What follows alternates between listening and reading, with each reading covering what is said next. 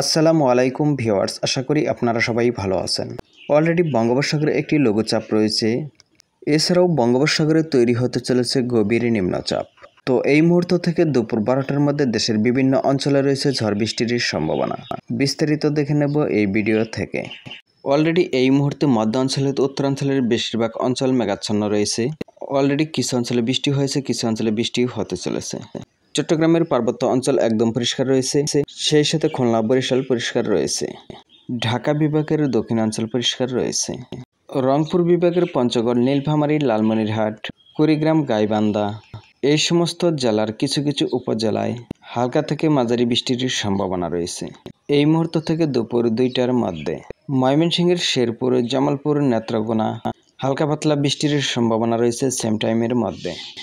সিলেটের সুনামগঞ্জ, সিলেট, মৌলভীবাজার এই সমস্ত অঞ্চলে হালকা থেকে মাঝারি বৃষ্টির সম্ভাবনা রয়েছে। রাজশাহী বিভাগের বগুড়া, সিরাজগঞ্জ, জয়পুরহাট, নওগাঁ সহ এই সমস্ত জেলার কিছু কিছু উপজেলায় হালকা পাতলা বৃষ্টির সম্ভাবনা রয়েছে। কিছু অংশে হালকা থেকে মাঝারি বৃষ্টি হতে পারে। এদিকে চট্টগ্রাম বিভাগের নোয়াখালী, ফেনী, চট্টগ্রাম, কক্সবাজার সহ যদিও সম্ভাবনা কম, তবে হালকা পরিমাণে বৃষ্টির সম্ভাবনা রয়েছে। বরিশালের ভোলা, পটুয়াখালী হালকা পরিমাণে বৃষ্টি হতে পারে, তবে সম্ভাবনা খুবই কম। তবে সন্ধ্যার পর শিলচর, সিলেটে হালকা থেকে মাঝারি, কিছু অঞ্চলে ভারী বৃষ্টির সম্ভাবনাও রয়েছে।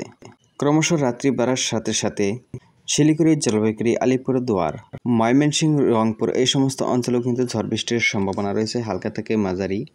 যদিও ইতিমধ্যেই বঙ্গোপসাগরে একটি ঘূর্ণাবর্ত রয়েছে, এছাড়াও কিন্তু 17 তারিখের দিকে আরও একটি ঘূর্ণাবর্ত ফর্ম করার সম্ভাবনা রয়েছে। বর্তমানে যে ঘূর্ণাবর্তটি রয়েছে এটি ভুবনেশ্বর, বালাসোরের মাঝামাঝি আশ্রয় পড়তে পারে, তবে এটি দুর্বল একটি লঘুচাপ। এছাড়াও পরবর্তী সময়ে যে ঘূর্ণাবর্তটি ফর্ম করার সম্ভাবনা রয়েছে সেটি কিন্তু শক্তিশালী হওয়ার সম্ভাবনা লক্ষ্য করা যাচ্ছে।